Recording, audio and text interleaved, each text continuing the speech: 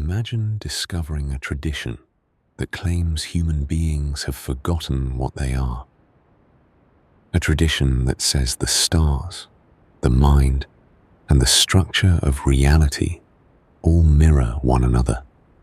A tradition so influential that it helped inspire alchemy, Renaissance philosophy, occult societies, and countless modern spiritual movements. Now imagine discovering that its founder may never have existed, that its most famous artifact has never been found, and that nearly every part of its history dissolves into uncertainty the closer you get to it. This is Hermeticism, a story built from missing books, mysterious teachers, hidden knowledge, and one persistent idea that refused to die. For nearly 2,000 years, people have searched these texts looking for the same thing: a clue, a pattern, an explanation for why consciousness feels so strangely out of place in the universe. Tonight we're following that search from its beginnings in Roman Egypt all the way to the modern world. And before we're finished, you'll see why some people believed Hermeticism preserved the oldest wisdom on earth, and why others thought it was one of history's most beautiful misunderstandings. If you would like, you can leave a small note with the hour this found you, the general part of the world you are listening from, or what the room feels like tonight. I genuinely like seeing how far these quiet little subjects travel. If this kind of slow documentary helps, subscribing tells me you want more of the complete story of Hermeticism, from the history to the teachings, and keeps the channel going without making the night any louder. And before we begin, for the quality of your sleep, this video has been made with dim, low-light visuals, slow movement, and a soft, calm voice. Nothing here is meant to tug you awake. You can listen closely or let the details drift by.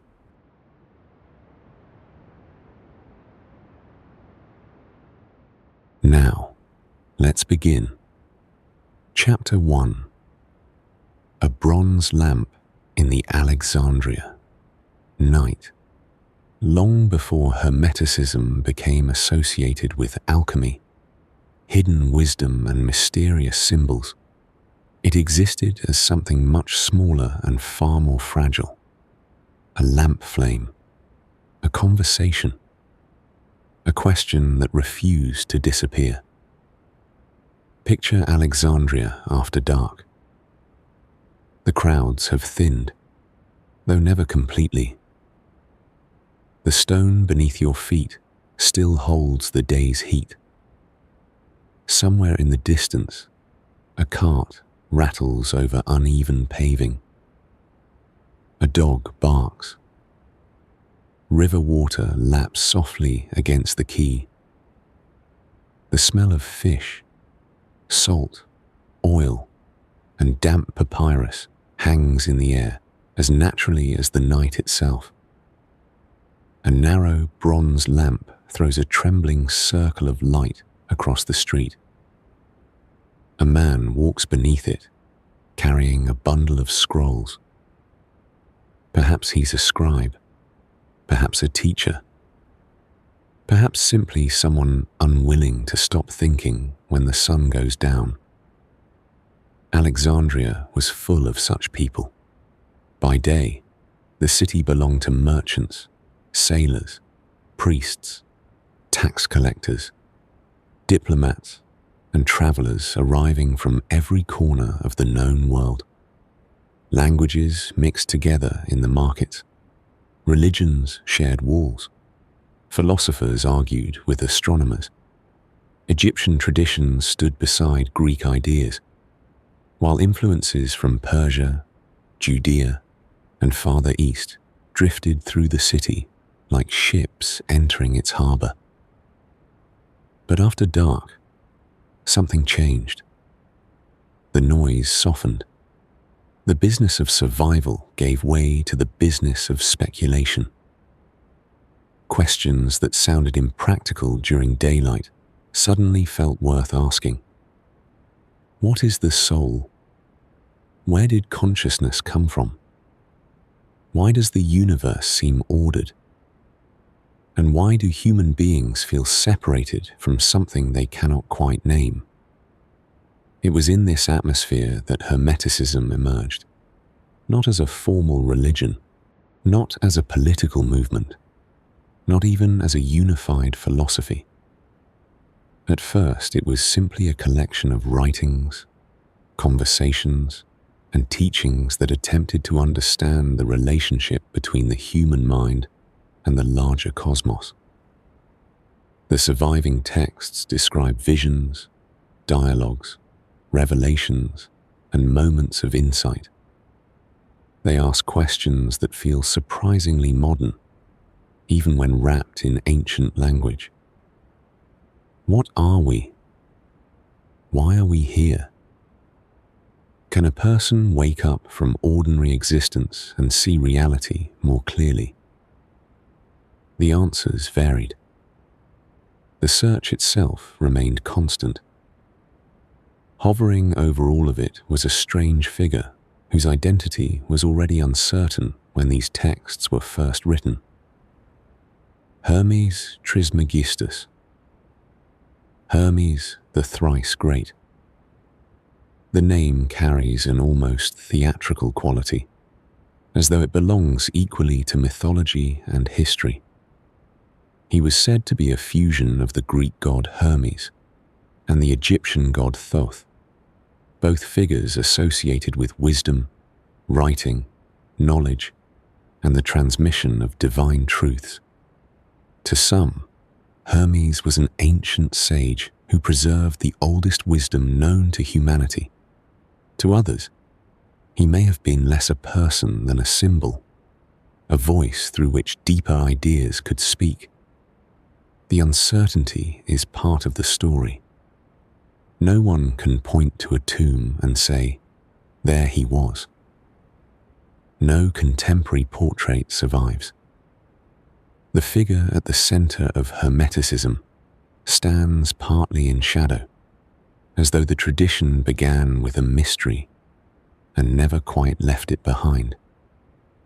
Yet the writings attributed to him spread, copied by hand, passed between readers, discussed in small circles, preserved through periods when countless other works disappeared.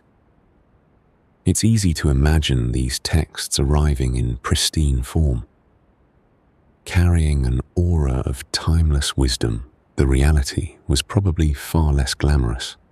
Papyrus tore, ink faded, oil lamps sputtered. A copied line might be lost because someone's hand cramped before finishing a sentence. A philosophical revelation could be interrupted by a shortage of lamp oil. The physical world had a habit of intruding on the spiritual one, and somehow that makes the story more compelling. The ideas that would influence mystics, scholars, alchemists, and philosophers for centuries were not born in marble halls floating above ordinary life. They were written by people dealing with smoke, darkness, exhaustion, and uncertainty. The search for higher knowledge happened in very human conditions. Perhaps that is why the image of the lamp feels so fitting. Again and again, Hermetic texts return to the idea that the human mind contains a spark of something greater. Not a blazing sun, a spark. Something luminous, but vulnerable. Something capable of illumination, yet capable of being forgotten. The danger, according to many Hermetic writers, was not wickedness so much as forgetfulness. People lose sight of what they are. They become absorbed in appearances, distracted by the immediate, separated from the deeper reality that surrounds them. The task is not to acquire something entirely new. The task is to remember. Like a flame shielded from the wind, knowledge must be tended carefully. This theme appears repeatedly throughout the tradition and helps explain why Hermetic writings often read less like declarations and more like conversations. Questions lead to answers. Answers lead to larger questions. Certainty remains just out of reach. Even one of Hermeticism's most famous ideas carries this quality. As above, so below. The phrase appears simple enough, yet the more closely it is examined, the stranger it becomes. It suggests that patterns repeat throughout reality. The movements of the heavens echo in smaller forms. The structure of the cosmos reflects itself in the structure of the human being. The vast and the intimate are connected. The stars and the lamp flame. The universe and the mind observing it. Whether one accepts the idea or not, its appeal becomes easier to understand when imagined in Alexandria at night. A lone reader looks up from a manuscript. Above him, the constellations drift across the sky. Below, a small bronze lamp flickers beside the page. Two lights, one impossibly distant, one close enough to warm a hand. Hermeticism emerged from the suspicion that they might somehow belong to the same story. The city that produced these ideas has largely vanished. Its streets have changed. Its temples are gone. Its libraries survive mostly as memory. Yet the atmosphere that nurtured Hermeticism feels surprisingly familiar. People still stay awake later than they intended. They still carry unanswered questions home with them. They still search for patterns that might connect their inner lives to the larger world beyond them. The tools have changed. The impulse has not. And if we continue down this dimly lit Alexandrian street, beyond the pools of bronze light and the smell of river water, we eventually arrive at the writings themselves. Strange dialogues, cosmic visions, and conversations with a mysterious teacher whose voice has traveled across nearly 2,000 years. The lamp remains behind us. The book is waiting ahead. If these videos have become part of your evening routine, subscribing is probably easier than trying to remember where you found this one 3 weeks from now. The Hermeticists believed small actions echoed through larger systems. If they're right, a like helps more than it seems. Chapter 2. The Corpus Hermeticum. A handmade codex. The lamp has been left behind. Ahead sits a book. Not a grand book bound in gold. Not a sacred object displayed behind glass. Just a handmade codex resting on a crowded table, surrounded by loose scrolls, drying ink, and the quiet evidence of human fatigue. Its pages are uneven. Its margins are crowded. A drop of wax has hardened near the corner of a page where someone set a lamp too close while working late into the night. This is the Corpus Hermeticum, or rather, one version of it. That distinction matters. Today, the name sounds singular, as though it refers to a single complete work passed intact through history. In reality, the Corpus Hermeticum is more like a collection of surviving conversations gathered from a much larger world of lost writings. Some texts vanished, others survived by chance. What remains is a small library of dialogues attributed to Hermes Trismegistus, the elusive teacher whose voice seems to emerge from somewhere between philosophy, revelation, and myth. Together, these writings became the foundation of Hermetic thought. Yet what is striking is not how much survives. It is how little. An entire tradition rests upon a surprisingly fragile stack of texts, and perhaps that fragility is part of their appeal. Imagine a scribe bent over a table in Alexandria. His fingers ache. The reed pen catches occasionally on rough fibers in the papyrus. The room smells faintly of smoke and old ink. Outside, the city has quieted, though distant voices still drift through the night air. Line by line, he copies a dialogue. One mistake, and he must scrape away the error. One moment of distraction, and an entire sentence may disappear. Perhaps he corrects it. Perhaps he doesn't.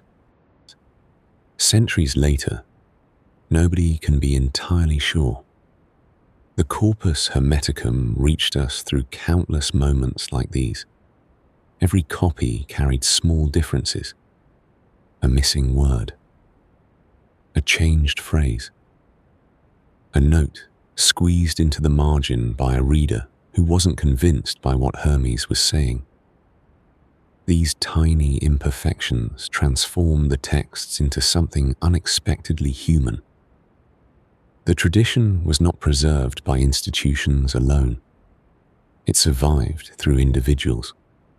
People who copied words they did not always understand.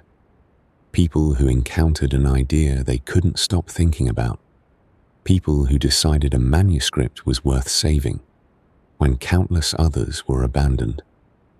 The result is a body of writing that often feels unfinished in the most fascinating way. The texts do not present themselves as commandments. They rarely offer neat conclusions. Instead, they unfold as conversations. Hermes speaks with students. Questions lead to answers. Answers open larger questions. The reader is constantly being led forward, only to discover another doorway waiting ahead. One of the most famous examples appears in a text known as the Poimandres. There, Hermes encounters a mysterious being who reveals the structure of reality itself. The vision moves from the creation of the cosmos to the origin of humanity and the destiny of the soul. For a moment, the scale becomes immense. The universe unfolds. The divine mind reveals itself. Human beings are shown their place within the whole. Then, unexpectedly, the text returns to instruction and reflection, as though cosmic revelation and ordinary conversation belong together. That rhythm appears throughout the corpus. The sublime and the practical sit side by side. One page contemplates eternity. The next asks the reader to examine the nature of thought. The effect can be strangely disorienting. At times, the texts feel almost modern. A sentence emerges with startling clarity. You are not merely the body. Know yourself. Awaken. Then, just as understanding seems close, the language slips into symbolism, paradox, or metaphor. Meaning drifts just beyond reach. The reader follows. This may be why the writings endured. They do not satisfy curiosity so much as deepen it. A straightforward manual eventually serves its purpose. A mystery lingers. And the Corpus Hermeticum is filled with mysteries. Part of that mystery comes from the world that produced it. Although the texts were written in Greek, they carry unmistakable traces of Egyptian religious thought. Greek philosophy and Egyptian spirituality meet on the same page. Sometimes the union is seamless. Sometimes the seams remain visible. One passage sounds like Plato. Another feels closer to an ancient temple ritual. A metaphor suddenly appears that seems rooted in the rhythms of the Nile rather than the streets of Athens. The tradition is constantly balancing between worlds. Perhaps that is why Hermes himself became such a fitting symbol. He is not entirely Greek, not entirely Egyptian, not entirely divine, not entirely human. The writings attributed to him occupy the same uncertain territory. They belong to multiple worlds at once. Readers have been trying to untangle those threads for centuries. Most never finish. And maybe that is exactly what the texts were designed to do. Modern audiences often approach Hermetic writings expecting hidden formulas, magical techniques, or secret instructions concealed beneath layers of symbolism. What they find instead is something more challenging. The corpus rarely tells readers what to think. It invites them into a process of questioning. The promise is not information. The promise is transformation. Knowledge, in the Hermetic sense, is not something collected. It is something experienced, something remembered, something awakened. Again and again, the texts suggest that human beings have forgotten their true nature and become trapped within appearances. The task is not to gather more facts. The task is to see differently. This is where the Codex itself becomes an unexpected symbol. Every copy is incomplete. Every manuscript contains flaws. Every reader arrives with different assumptions. Yet the search continues. Generation after generation, people open these pages hoping to discover what earlier readers saw within them. Some find philosophy. Others find mysticism. Some encounter profound wisdom. Others encounter frustration. Most experience a little of both. The questions remain alive because the answers never fully settle. Perhaps that is the real secret hidden inside these handmade books. Not certainty, not revelation, but the strange persistence of inquiry itself. A reader copies a passage he only partly understands. A student leaves a note in the margin. A teacher returns to the same dialogue for the 10th time and discovers a meaning that wasn't there before. The conversation continues. Across centuries. Across languages. Across cultures that rise and disappear. And somewhere among those worn pages, between a smudged line and a forgotten annotation, another voice begins to emerge. Not the voice of a scribe, not the voice of Hermes, but something larger, the voice that speaks in the next chapter, a vision of creation itself, where the universe is born.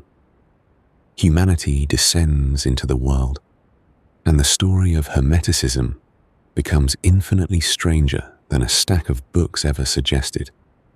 If you would like to skip ahead a minute, now would be the time, as I'd like to talk to you about Nudge It Budget.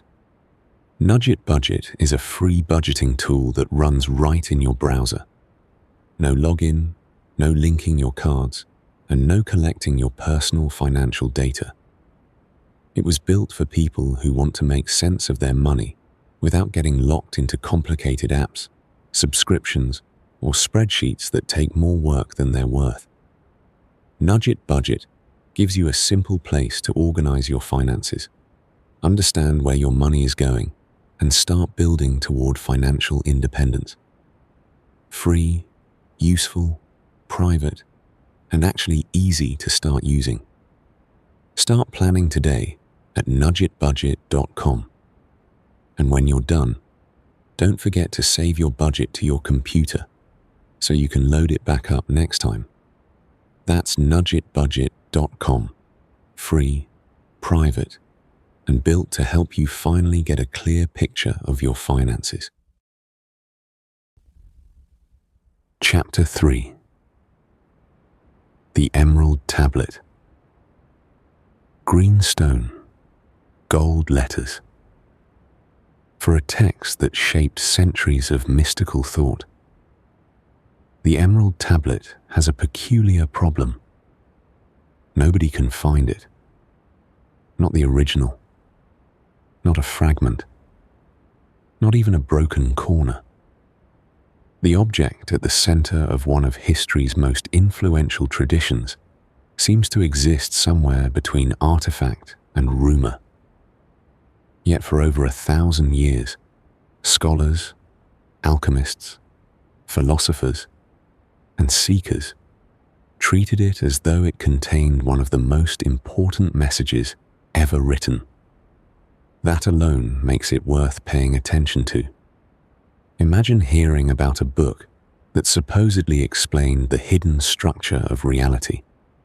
A book so important that generations devoted their lives to decoding it. Then imagine discovering that the book itself had vanished long ago, leaving only copies of copies and stories about where it might once have been found. That is the situation surrounding the Emerald Tablet. The legends vary. In some versions, it was discovered inside a hidden chamber beneath an ancient temple. In others, it was recovered from a tomb sealed before recorded history. A few accounts claim it was found beneath a statue of Hermes himself. Some even connect it to Alexander the Great, as though the conqueror stumbled upon a secret greater than any empire he could build. The details never quite settle. Only the image remains consistent. A green stone, gold letters, ancient wisdom carved into a surface that seemed designed to outlive ordinary history. And yet, the closer one looks, the more elusive the object becomes. The stories shift. The locations change. The witnesses disappear. The tablet retreats into the distance, always referenced, never produced. Perhaps that is fitting, because the text associated with the tablet behaves in much the same way. It promises certainty while generating endless interpretation. The surviving words are surprisingly brief. Not a library, not a lengthy revelation, just a short collection of statements that somehow inspired centuries of fascination. Among them is the line that became the most famous: "As above, so below." Simple enough to remember. Complex enough to occupy minds for generations. At first glance, the phrase feels almost disappointingly straightforward. Then something strange happens. The longer it is considered, the more possibilities it creates. Does it mean the heavens influence the earth? That human beings reflect the structure of the cosmos? that spiritual realities mirror physical ones, that nature repeats the same patterns at every scale.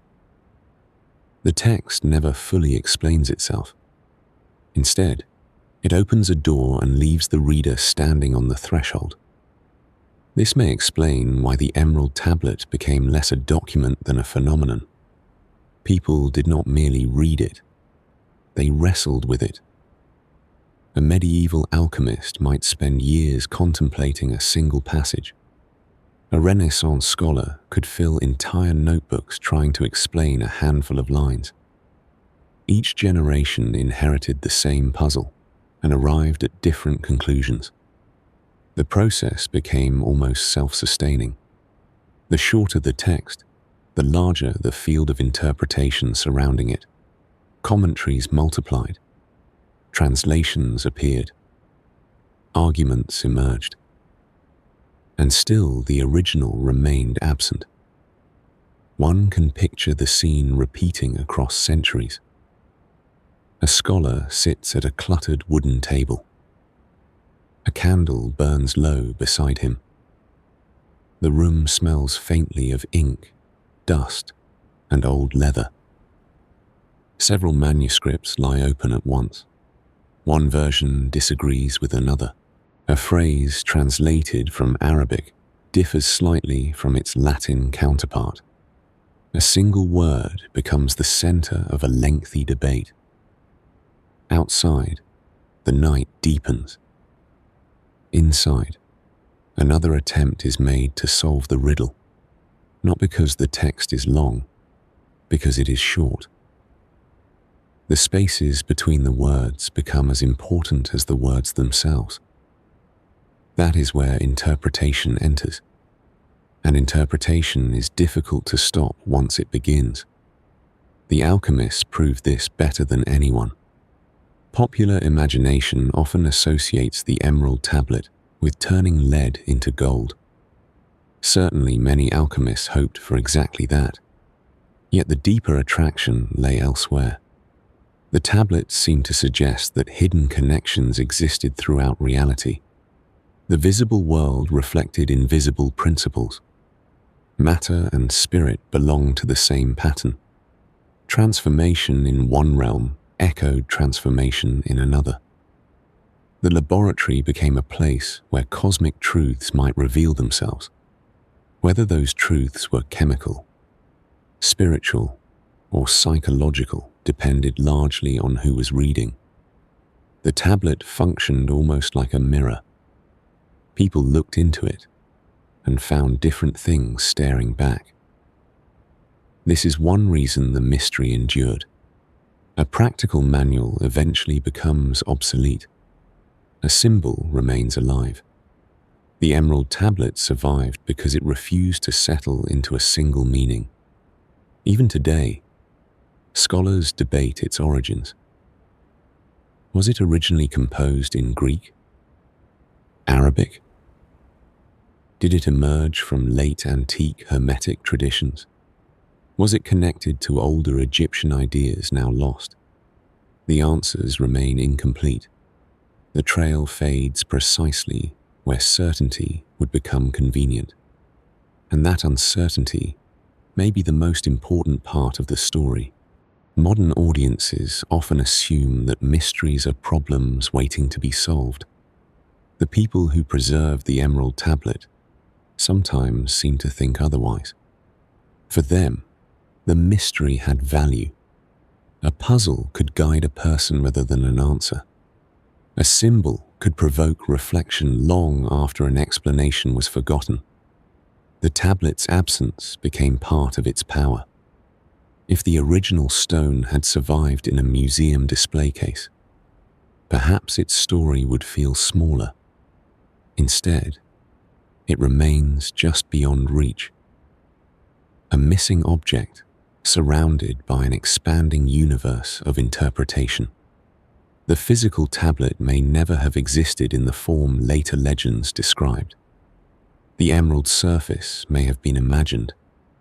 The golden letters may have belonged to storytelling rather than history. Yet the influence was real. The commentaries were real. The generations of readers were real. The search itself was real. And perhaps that is the strange lesson hidden within the legend. Some objects shape history, not because they are found, but because they are sought. The emerald tablet sits at the center of Hermeticism, like a distant light on the horizon, visible enough to follow, distant enough to keep moving toward, a promise rather than a possession, a question carved into an invisible stone. And that question leads naturally into the next stage of the Hermetic story, where the focus shifts from hidden texts to hidden correspondences, from a mysterious tablet to the startling claim that the entire universe may be built from reflections of itself. If you're still here, leave a small lantern in the comments. I'll know you made it this far into the night. Chapter 4. The Street Astrologer's Tools. The promise was enormous. The tools were not. For all the grand claims made about stars, fate, and the hidden structure of the cosmos, most Hermetic astrology began with objects that looked surprisingly ordinary. A brass instrument, a chart covered in corrections, a piece of wax, a tired pair of eyes squinting upward into the night. If you had wandered through Alexandria after sunset, leaving behind the larger avenues and following the narrower streets toward the markets, you might eventually have encountered an astrologer at work. Not a mysterious sage hidden in a temple, not a magician surrounded by clouds of incense, just a working professional, sitting beneath a canvas awning, illuminated by a lamp whose flame shifted whenever the evening breeze found its way through the alley. His table would look less impressive than the stories. A few charts, some writing tools, perhaps a stack of notes folded and refolded so many times that the edges had begun to fray. And beside them, occupying the place of honor, an astrolabe. Heavy, cold, made of brass. An instrument designed to bring the heavens down into human hands. To modern eyes, it can seem surprisingly mechanical.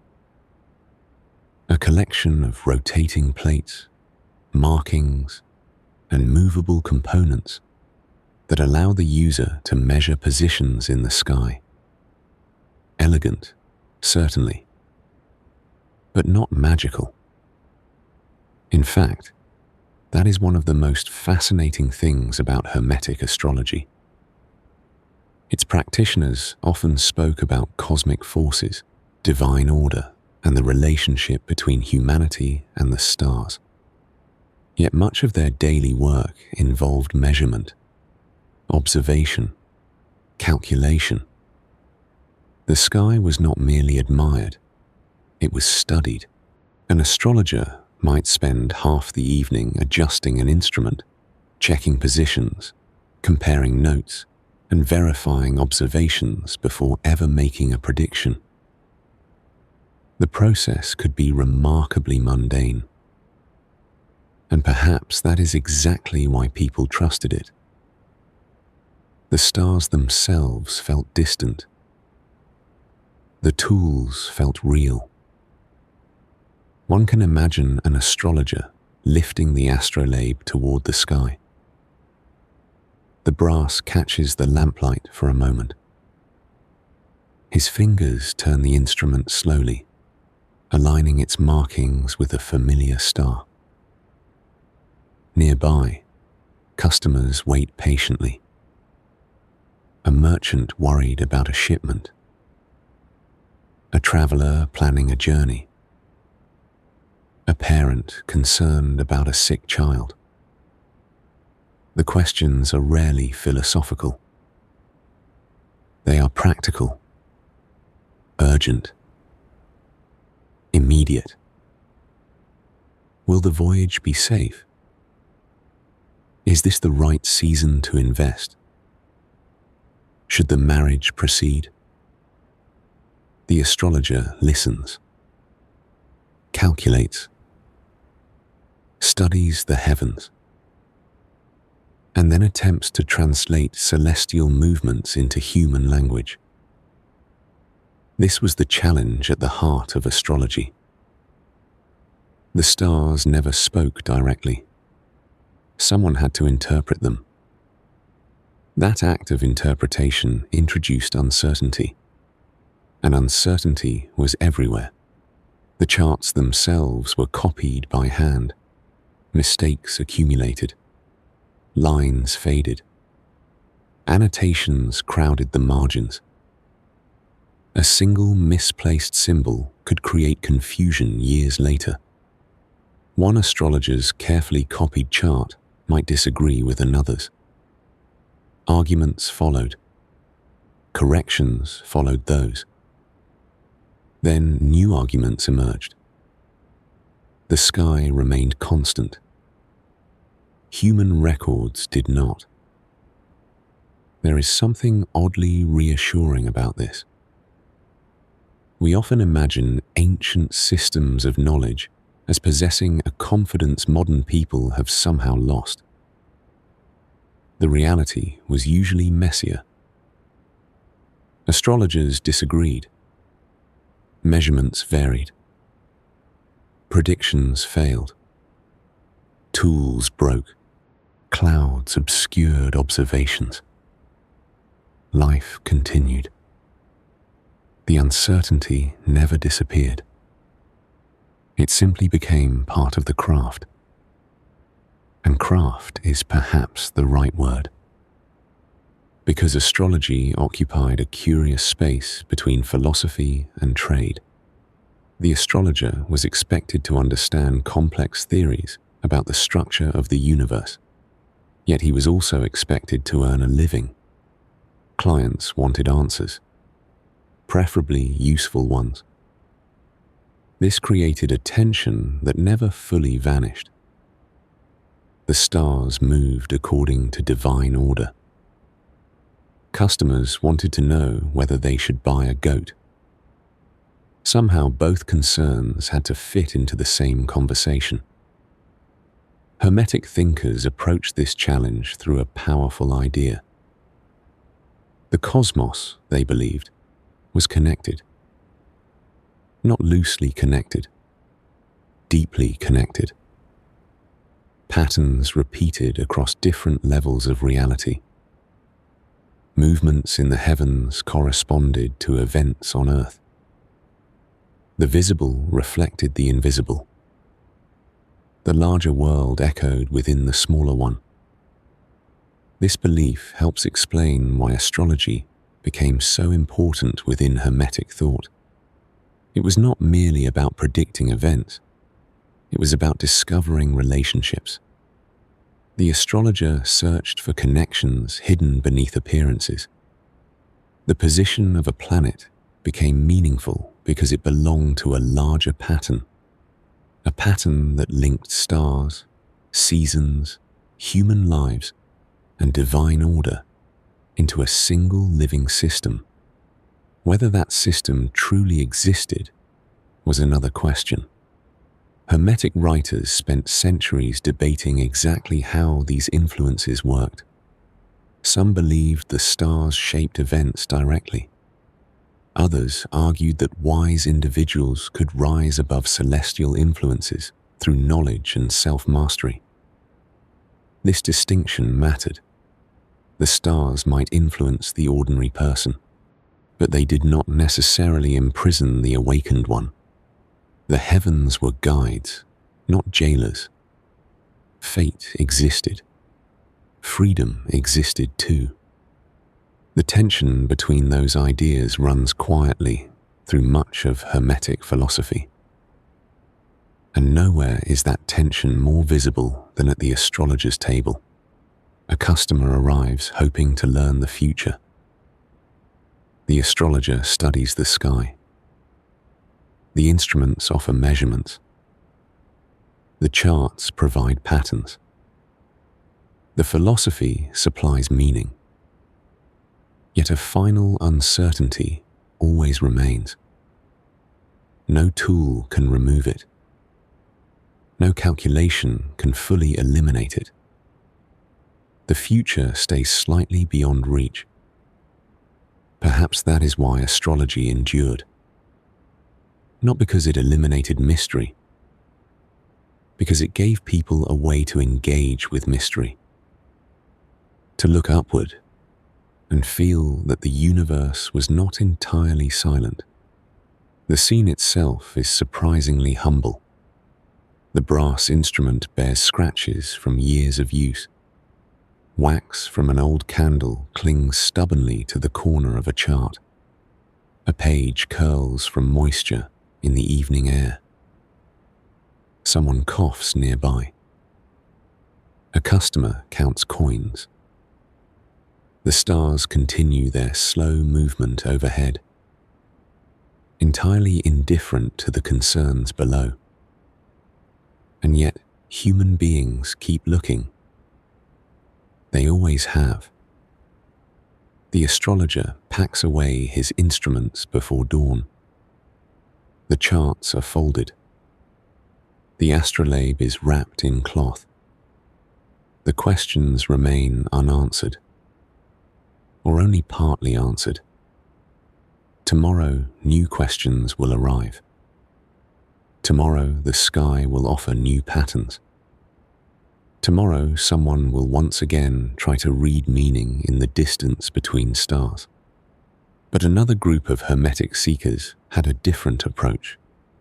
Rather than studying the heavens, they turned their attention toward matter itself, toward furnaces, minerals, strange symbols, and transformations that seemed to blur the boundary between chemistry and spiritual revelation. Their workshop was hotter than the astrologer's stall, messier, more dangerous, and in some ways, even more mysterious. The next stop is the alchemist's bench. Chapter 5. The alchemist's bench. Glass, fire, and puzzles. The astrologer looked upward. The alchemist looked downward. Toward glass. Toward ash. Toward stubborn pieces of matter that refused to reveal their secrets. If Hermetic astrology tried to understand the cosmos by studying the stars, alchemy attempted something stranger. It searched for hidden truths inside physical transformation itself. A metal changed color. A liquid evaporated. A crystal formed where none had existed before. The question was never simply what happened. The question was what it meant. To modernize, alchemy often appears as a long and unsuccessful attempt to manufacture gold. That is certainly part of the story. But it is not the whole story. Many Hermetic alchemists believed they were studying something far larger than metallurgy. They were investigating transformation itself. And transformation, as they understood it, operated everywhere. In matter, in nature, in the soul. To understand why this idea proved so enduring, it helps to step inside the workshop. The reality is less glamorous than the legends. A wooden bench sits beneath stained walls, darkened by years of smoke. Glass vessels crowd every available surface. Some are cloudy from repeated use. Others contain residues whose labels disappeared long ago. The air smells faintly of vinegar, charcoal, sulfur, and things that are probably best left unidentified. Nothing appears particularly magical. Mostly, it looks dangerous and expensive. Glassware was fragile. A cracked vessel could ruin weeks of work. A furnace running too hot might destroy an experiment in a single evening. The difference between success and failure was often measured in fractions of attention. A moment's distraction, a poorly sealed container, an unexpected draft of air. Then came the familiar sound of breaking glass. Again, one suspects that a surprising amount of alchemical wisdom was acquired while sweeping fragments off the floor. This is rarely the image people carry when they hear the word alchemy. Yet the surviving notes suggest a world filled with trial, error, frustration, and repetition. The great quest for hidden knowledge often involved cleaning up spills. The philosopher's stone sits at the center of this world. Or perhaps it hovers just beyond it. Everyone talks about it. Almost nobody claims to possess it. Descriptions vary wildly. Some portray it as a substance, others as a process, still others as a state of perfection, impossible to describe directly. The philosopher's stone becomes whatever remains beyond the next experiment, a destination always visible on the horizon and never quite reached. That quality made it remarkably durable. A goal that can never be disproven can survive for a very long time. Yet focusing only on the stone misses something important. For many Hermetic thinkers, the laboratory was never solely about producing a final result. It was about participating in a pattern. The same pattern they believed existed throughout the cosmos. Transformation. A substance enters the furnace. It emerges altered. Impurities are burned away. Something hidden becomes visible. The symbolism practically writes itself. Lead becomes gold. Confusion becomes understanding. The fragmented self becomes whole. The language of alchemy constantly moves between material processes and inner experiences. And often it does so without warning. One moment, a text appears to describe chemistry. The next, it sounds like a meditation manual. This ambiguity frustrates modern readers. It fascinated historical ones. The famous symbols only deepen the mystery. A black sun, a serpent eating its tail, a king dissolving in water, a lion devouring another creature, a wedding between the sun and the moon. To outsiders, these images look almost dreamlike. To alchemists, they represented stages in a transformation that could be read on multiple levels at once. Physical, spiritual, psychological, cosmic. The challenge is that nobody completely agreed on what the symbols meant. A green lion might represent one substance in one manuscript, and something entirely different in another. A recipe copied in one city could be interpreted differently in the next. The code shifted constantly. Whether this was intentional or simply the result of centuries of reinterpretation remains difficult to say. Perhaps the uncertainty was part of the attraction. A straightforward instruction manual eventually becomes obsolete. A puzzle survives. And alchemy excelled at creating puzzles. Imagine opening an old manuscript and finding a passage that advises you to feed the moon to the sun, wash earth with fire, and marry opposing principles within a sealed vessel. The instructions sound profound. They also sound entirely unhelpful. Generations of readers responded by producing commentaries explaining what the original author really meant.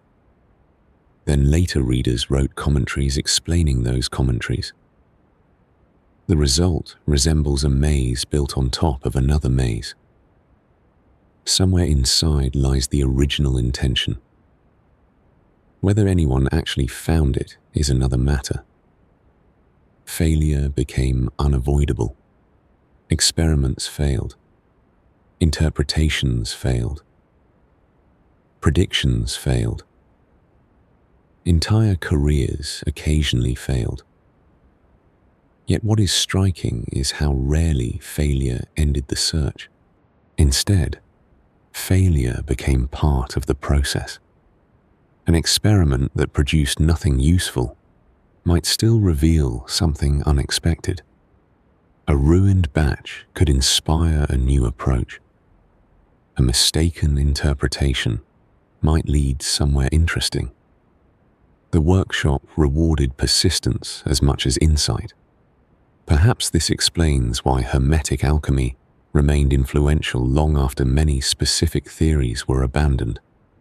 At its core, it expressed a deeply human conviction that imperfect things can be transformed, that hidden potential exists beneath appearances, that the process matters, even when the goal remains distant. Whether the philosopher's stone was ever meant to be found is almost beside the point. The search itself changed the searcher, and that may have been the real experiment all along.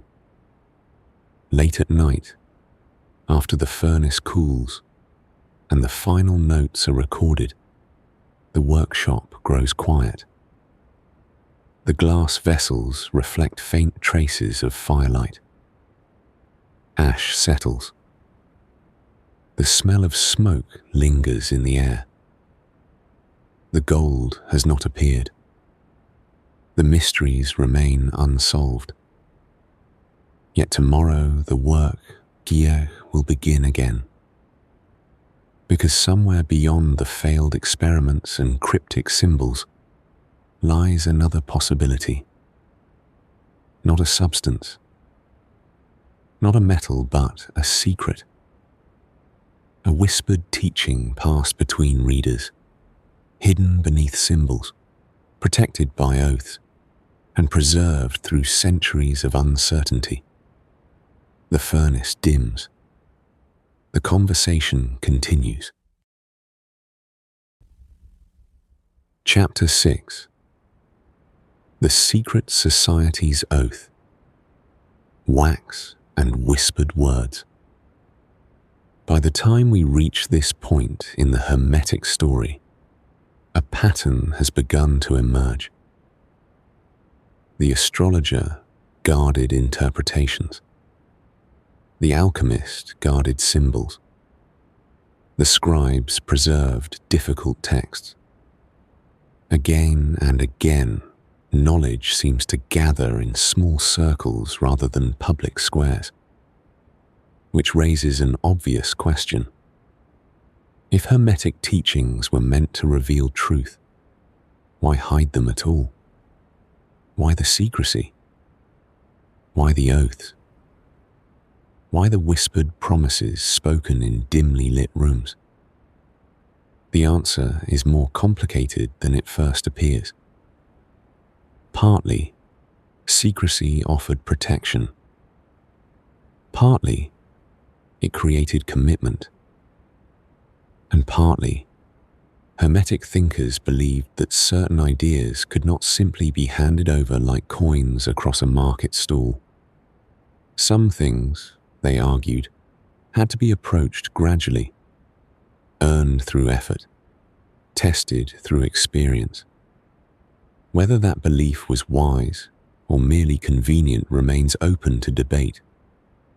but it shaped the culture surrounding Hermetic teachings for centuries. Imagine a gathering after nightfall. Nothing grand, nothing like the secret chambers of modern imagination. The room is smaller than expected. Colder, too. A few lamps throw uncertain light against rough stone walls. Shadows drift whenever someone moves. The smell of beeswax hangs in the air, mingling with smoke from the lamps. At the center sits a shallow bowl. Inside, softened wax reflects the flickering light. A seal waits beside it. A ring. A symbol. A mark of belonging. One by one, promises are spoken. Not loudly. The walls are close enough that they do not need to be. The words themselves vary from place to place, generation to generation.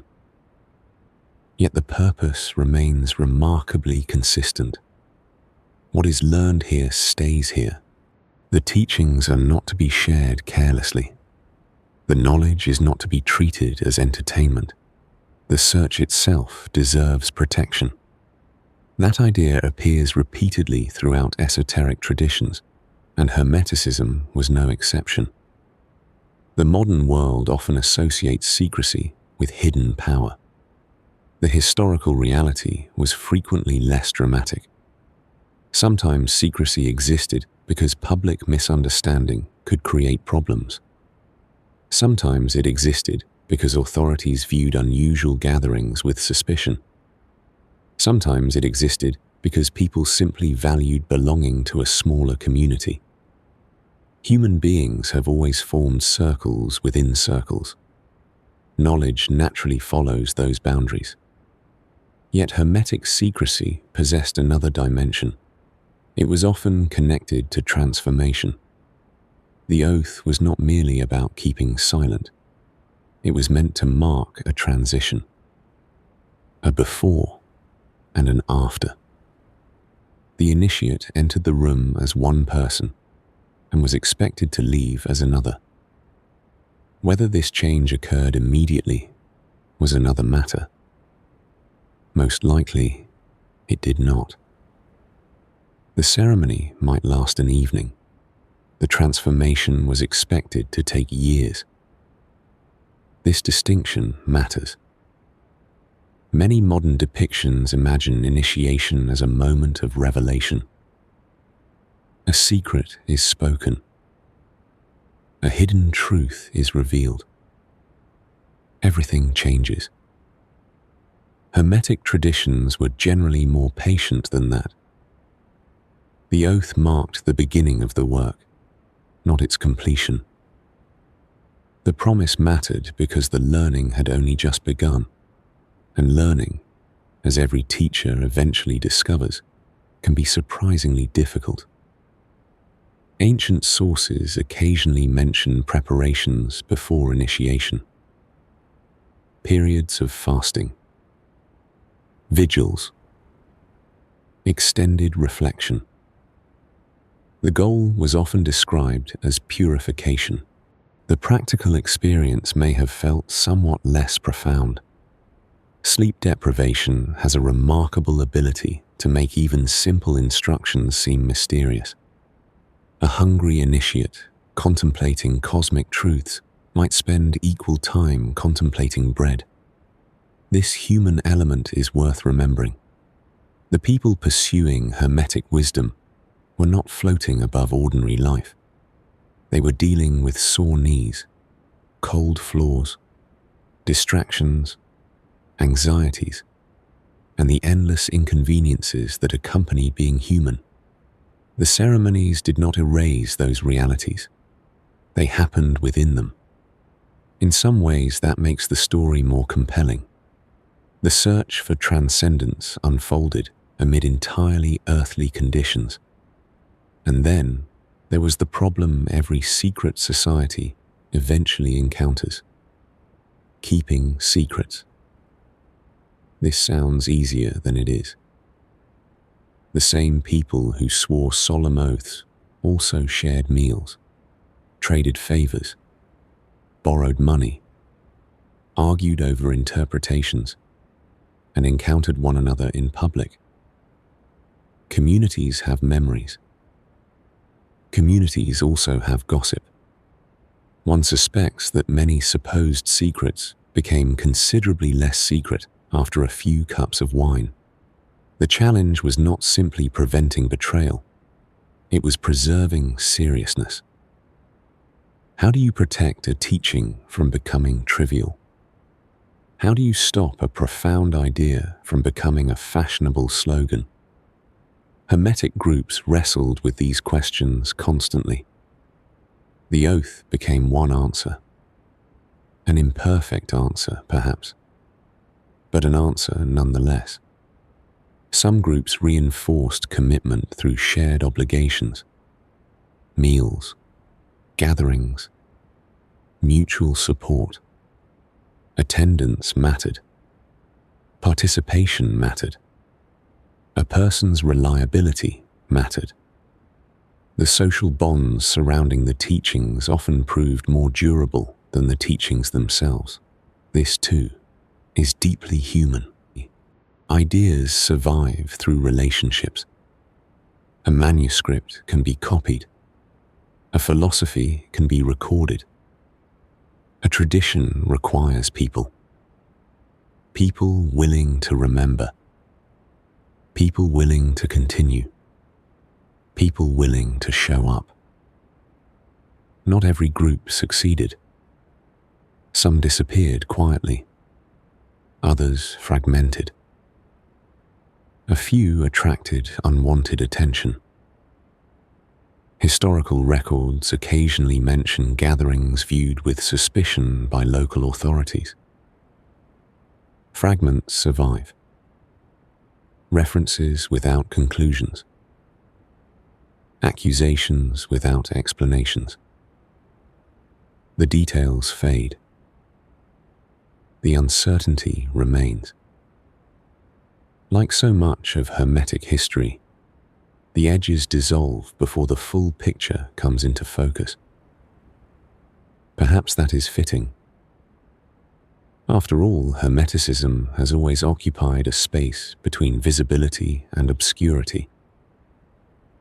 Present, yet elusive. Recorded, yet incomplete. The oath reflects that tension perfectly. A promise made in public would not be an oath. A promise hidden forever would eventually be forgotten.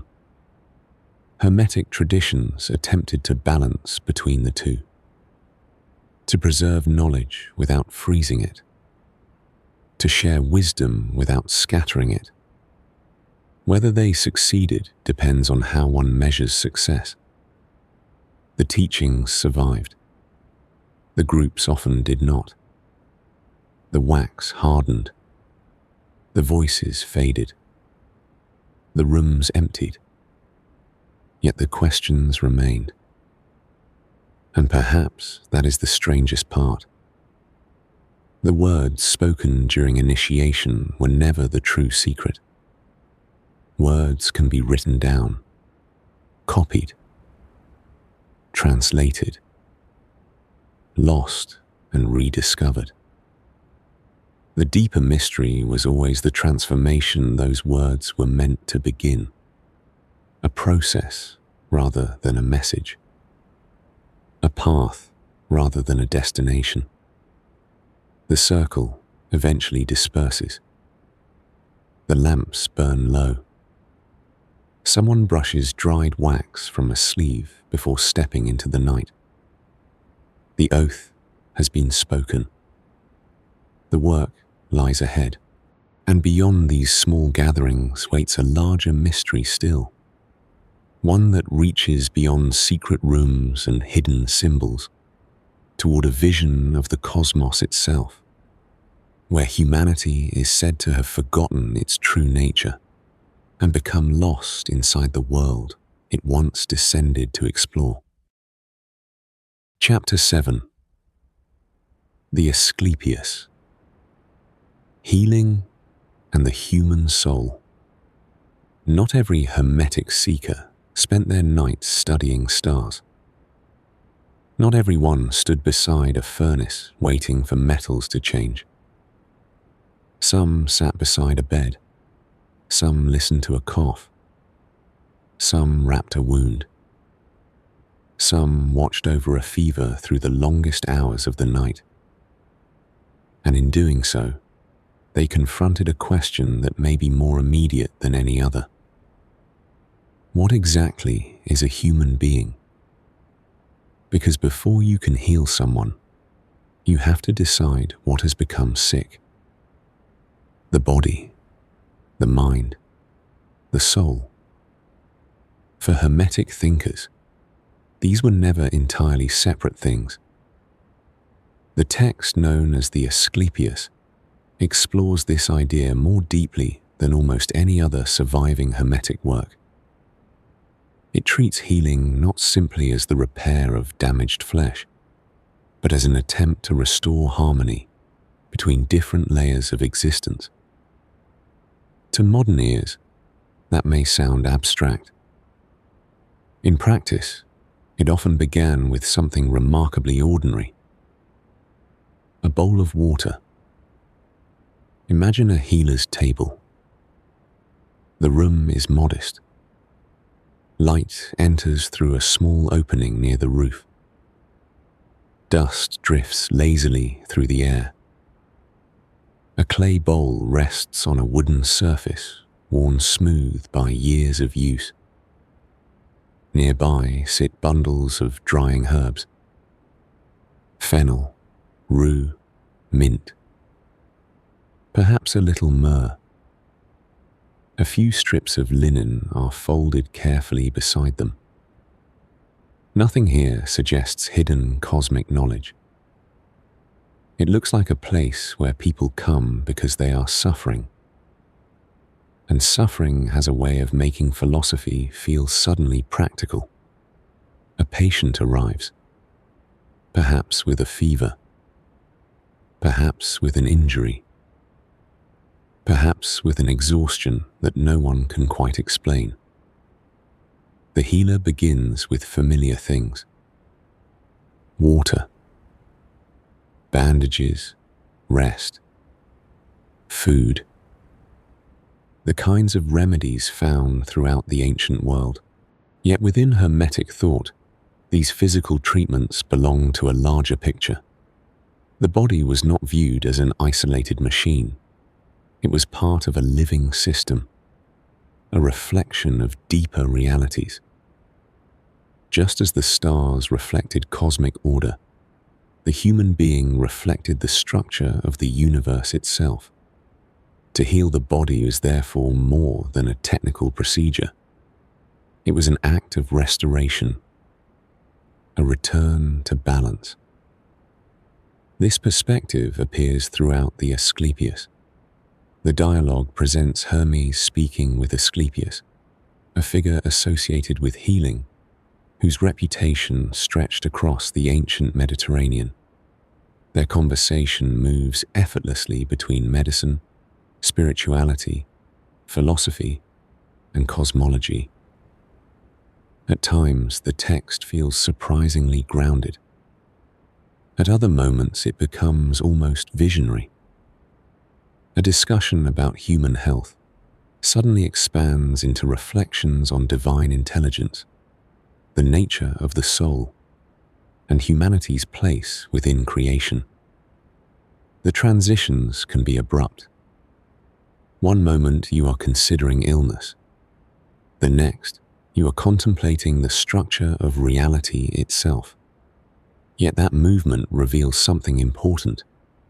For Hermetic thinkers, these subjects were connected. The condition of the soul mattered, perhaps even more than the condition of the body. This occasionally produces moments that feel unintentionally amusing to modern readers. If someone arrives with a broken leg, they are usually hoping for a splint, not a lecture about cosmic harmony. Yet Hermetic texts often insist that physical suffering cannot be fully understood without considering the inner life. A healer might ask about dreams, about moods, about fears, about the patient's relationship to the divine. The questions extend beyond symptoms. Healing becomes an investigation into the whole person, not merely the injury, the entire pattern. And this idea returns us to one of the central themes running through Hermeticism. Human beings have forgotten something. Earlier texts described humanity as possessing a divine origin, a spark of higher reality hidden beneath ordinary experience. The Asclepius develops that theme further.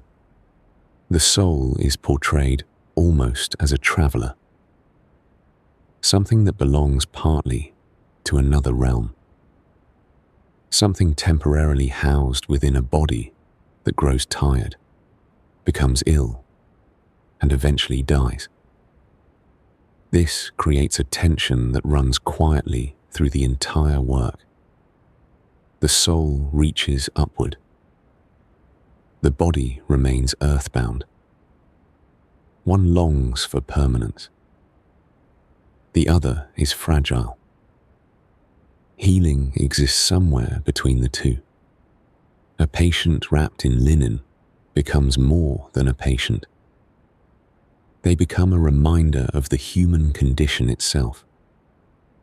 Divine aspiration living inside physical limitation. The image feels ancient.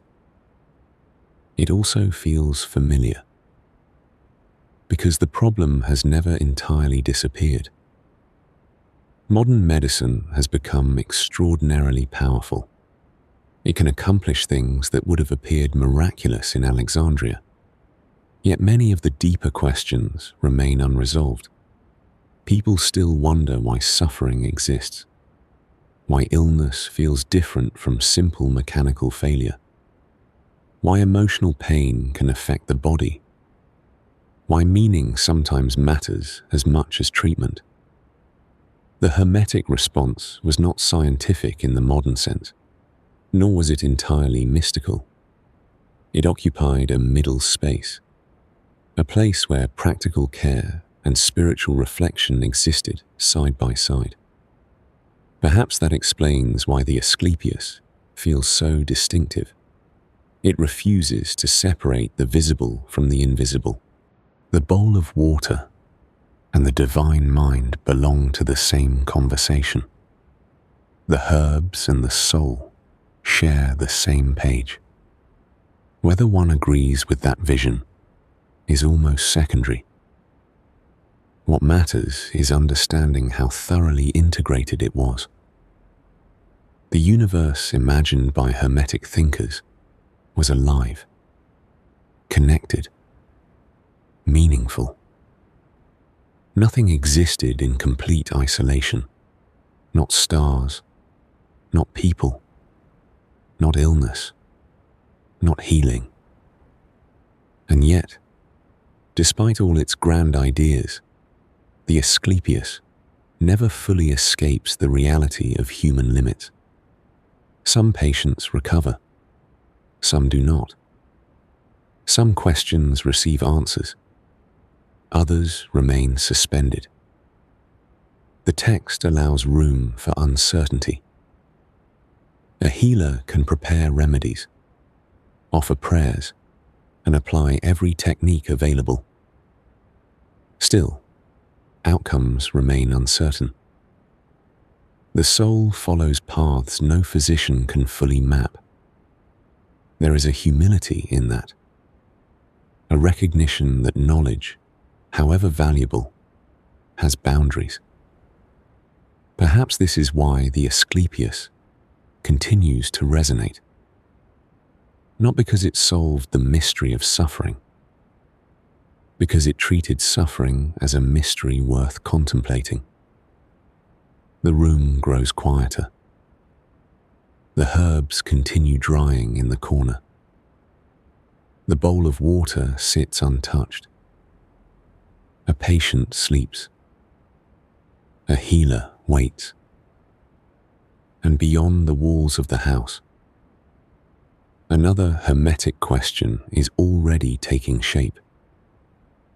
If the soul truly comes from a higher realm, then how did it arrive here in the first place? That question leads directly into one of the most extraordinary stories in the entire Hermetic tradition, the story of humanity's descent into the world, and the strange act of forgetting that followed.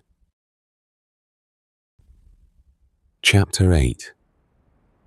Renaissance Rediscovery. Ficino's Candlelit Study. For centuries, the Hermetic writings drifted quietly through history, copied, preserved, translated, discussed by small circles of readers who found something compelling hidden within their pages. Then, quite suddenly, they returned to center stage. Not in Alexandria, not in Egypt, but in Renaissance Florence. And the reason was surprisingly simple. People believed they had rediscovered the oldest wisdom on earth. Imagine Florence in the autumn of 1460. The city hums with ambition. Merchants grow wealthy. Artists experiment with new ways of seeing. Scholars search monasteries and private libraries for forgotten texts from the ancient world. Every discovery feels significant. Every manuscript might contain something lost, something powerful, something capable of transforming how people understand reality. Into this atmosphere arrives a collection of Greek writings attributed to Hermes Trismegistus. The manuscripts are not impressive objects. The pages are worn. The handwriting varies. Some passages are damaged. Others seem oddly difficult, even for experienced readers. Yet what matters is not their appearance. It is what people believe they are holding. The lost wisdom of humanity's earliest age. A voice from before Greece, before Rome, perhaps even before Moses. Today, that belief sounds extraordinary. At the time, it felt entirely plausible. Egypt possessed a unique reputation in the Renaissance imagination. It was not merely an ancient civilization. It was ancient antiquity itself. A place so old that it seemed to stand outside ordinary history. Egypt represented origins, beginnings, forgotten knowledge, a civilization that appeared to have inherited truths the rest of the world had only partially remembered. And at the center of this imagined past stood Hermes Trismegistus, not as a literary figure, not as a symbolic teacher, as a historical sage, a prophet, a philosopher whose wisdom predated the foundations of Western civilization. If Hermes truly came before Moses, then his writings possessed enormous significance. They would not simply be old, they would be foundational, the source from which later traditions flowed. The possibility electrified Renaissance scholars. Among them was Marsilio Ficino, one of the most important intellectual figures of the age. At the time, Ficino was occupied with another major project, translating Plato into Latin. It was prestigious work, important work, the sort of task capable of shaping an entire generation of thought. Then, the Hermetic manuscripts arrived, and everything paused. The story has become famous. When Cosimo de' Medici learned of the texts, he ordered Ficino to set Plato aside and translate Hermes first. Plato could wait. Hermes could not. The urgency reveals just how seriously people took the manuscripts. They believed they were witnessing the recovery of humanity's primordial wisdom, a forgotten inheritance returning after centuries of obscurity. Yet if we step inside Ficino's study, the reality looks considerably less dramatic. A scholar bends over a desk. Books are stacked wherever space allows. Loose papers gather in uneven piles. The room is cold. The stone floor draws warmth from his feet. A candle burns beside the manuscript, shedding enough light to continue working, but never quite enough to make the task comfortable. Outside, Florence sleeps. Inside, a translator wrestles with difficult Greek sentences.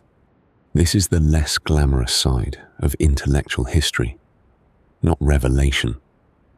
Labor. Words crossed out. Meanings reconsidered. Paragraphs rewritten. The manuscripts themselves offer little assistance. A damaged phrase here. An ambiguous term there. One word might mean mind, or spirit, or soul. Perhaps all three simultaneously. The translator must choose, and every choice carries consequences. Ficino was not merely converting language. He was reconstructing a worldview. The challenge becomes even greater because Hermetic writings resist simple interpretation. They do not behave like straightforward philosophy, nor do they read like scripture. They occupy an unusual territory between revelation, dialogue, mysticism, and speculation. One passage discusses the structure of the cosmos. Another explores the destiny of the soul. A third suddenly sounds like a visionary experience. The texts refuse to settle into a single category. This fascinated Renaissance readers. It still does. The more Ficino translated, the more people became convinced they had discovered something extraordinary. Copies spread. Discussions multiplied. Hermetic ideas began appearing throughout intellectual life. Philosophers debated them. Artists absorbed them. Poets referenced them. The atmosphere surrounding the texts became almost electric. The Hermetica offered something many Renaissance thinkers desperately wanted. A bridge. A way to connect ancient wisdom, religious belief, philosophy, and the natural world into a single coherent vision. For a brief period, it seemed possible that Hermes might provide exactly that. The appeal was powerful. If one ancient sage had glimpsed the deepest truths of existence, then perhaps those truths could unify all human knowledge. Perhaps religion, philosophy, science, and spirituality were fragments of a larger whole. Perhaps history itself pointed back toward a forgotten source. The dream was intoxicating, and like many intoxicating dreams, it would eventually encounter reality. The problem was chronology. Over the next century, scholars began examining the Hermetic texts more carefully. Questions emerged. Certain words felt too recent. Certain ideas appeared influenced by later philosophical traditions. The evidence accumulated slowly. No dramatic revelation. No single moment of collapse. Just a growing suspicion that something was wrong. Then came the unsettling conclusion. The texts were not ancient Egyptian documents from humanity's earliest age. They were much younger, probably composed during the Roman period. Not before Plato, after him, not before Moses, long after him. The discovery transformed the historical understanding of Hermeticism. The great foundation suddenly seemed far less ancient than anyone had imagined. One might expect interest to disappear immediately. It did not. The ideas remained. The influence remained. The questions remained. People continued reading the texts even after learning they were not what earlier generations believed. That fact may be more revealing than the mistake itself, because it suggests that the attraction of Hermeticism was never based entirely on age. Age created the opportunity. The ideas sustained the fascination. The writings continued to provoke reflection, continued to inspire, continued to resist easy interpretation. In that sense, very little had changed. Ficino's experience remains surprisingly recognizable. A reader encounters an old text. The text promises wisdom. The meaning remains uncertain. The questions multiply. The work continues. Perhaps that is why the image of Ficino in his study feels so enduring. A single candle. A difficult manuscript. A city asleep beyond the window. History waiting on the next translation. He believed he was recovering the voice of humanity's oldest sage. Instead, he helped ignite one of the most influential intellectual revivals in European history. And from that revival emerged a new possibility. One that would carry Hermetic ideas beyond libraries and into the imaginations of artists, magicians, philosophers, and seekers who believed the ancient world had left behind more than texts. It had left behind a vision of reality itself. If this subject has your mind wandering a little, let me know below. Those are usually my favorite kinds of comments. Chapter 9. The Golden Dawn. Gaslight, symbols, and the reinvention of Hermes. By the late 19th century, something unexpected had happened. Hermeticism had survived. Empires had collapsed. Libraries had burned. Religions had risen and divided. The Renaissance had come and gone. Yet the old Hermetic ideas continued drifting through history, resurfacing whenever a new generation became convinced that ordinary reality was not the whole story. This time, the setting was not Alexandria, not Florence, but London. A city of fog, gaslight, factories, newspapers, and endless rows of brick. A city obsessed with progress, and somewhat paradoxically, obsessed with the occult. Victorian Britain was full of contradictions. Engineers were building modern industry, while spiritualists held seances in crowded drawing rooms. Scientists mapped electricity, while newspapers printed stories about ghosts. Ancient symbols and new inventions existed side by side. The atmosphere was perfect for a movement like the Hermetic Order of the Golden Dawn. Founded in 1888, the Golden Dawn attempted something remarkably ambitious.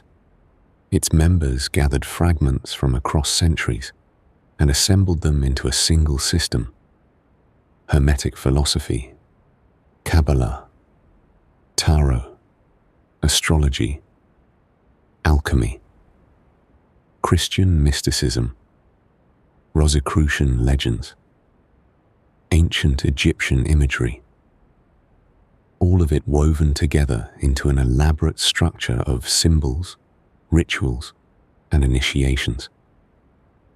The result was part spiritual school, part theatre, and part experiment. Whether it succeeded depends on whom you ask. Imagine arriving at one of their meetings. The street outside is ordinary enough. Horse-drawn carriages pass through the evening fog. Gas lamps cast yellow pools of light onto wet pavement. Nothing suggests hidden wisdom waits nearby. Then a door closes behind you. Curtains block the windows. Incense hangs in the air. The room is filled with objects that seem to belong to different centuries at once. A ceremonial chalice. A wand painted with strange symbols. Colored robes. Geometric diagrams. Ancient names written beside Victorian handwriting. Everything appears designed to suggest that another reality exists just beneath the surface of the familiar one. And perhaps that was the point. At the center of many rituals stood a surprisingly humble object. A wand, wooden, painted by hand, decorated with symbols meant to represent elemental forces: fire, water, air, earth. To an outsider, it might resemble a theatrical prop. To members, it was something more. A tool intended to focus intention and connect ritual actions with larger cosmic principles.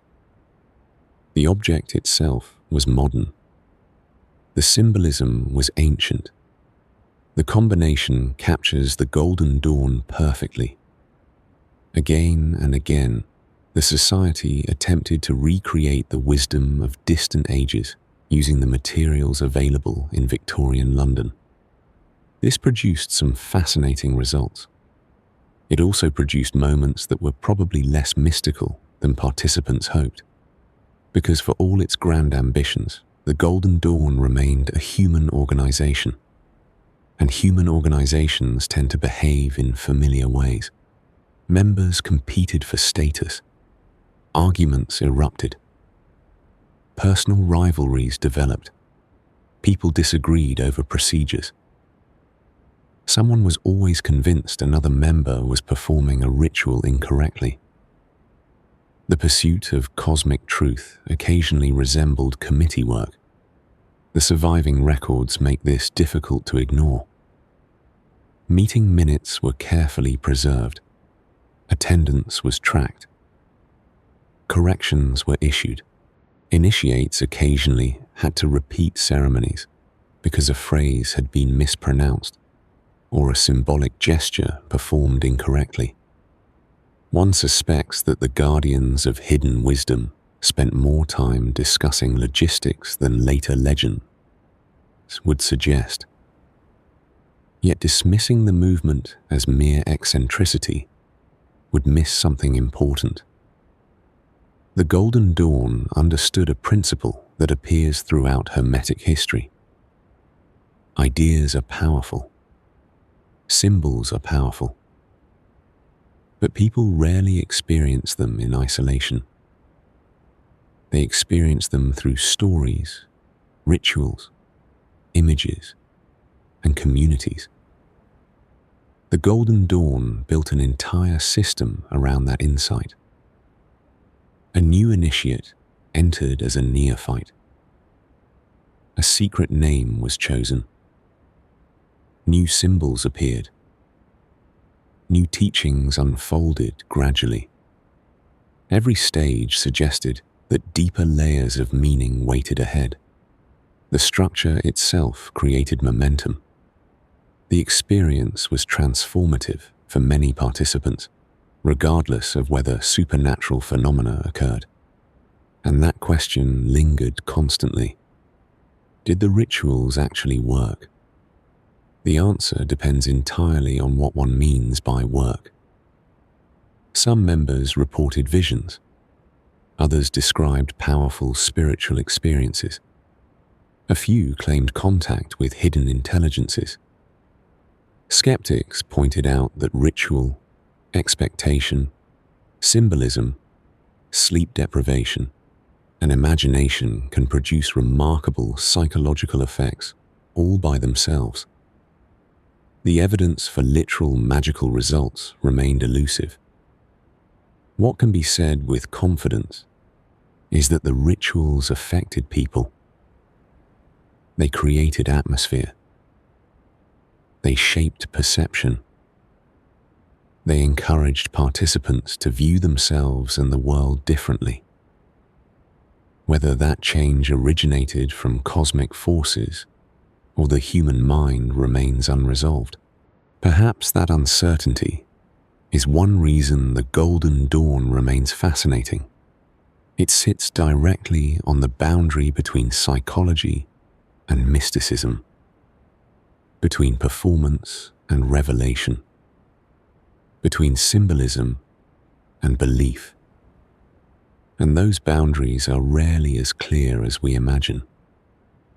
One of the most interesting things about the Golden Dawn is how thoroughly Victorian it became despite its obsession with antiquity. The members wanted ancient wisdom. What they created reflected 19th century concerns. Ancient Egypt arrived filtered through gaslight. Hermetic philosophy passed through London drawing rooms. The mysteries of antiquity acquired paperwork. Even the rituals carried traces of their era. The result was not a recreation of the past. It was a reinvention. Hermes returned once again, wearing Victorian clothes. And yet, beneath the elaborate ceremonies and ornate symbolism, a familiar question remained. The same question that appeared in Alexandria. The same question that haunted Renaissance scholars. Can human beings transform themselves? Can hidden knowledge change the way reality is experienced? Can symbols become bridges between the visible world and something beyond it? The Golden Dawn never settled those questions. It gave them new costumes, new rituals, new language. The mystery survived intact.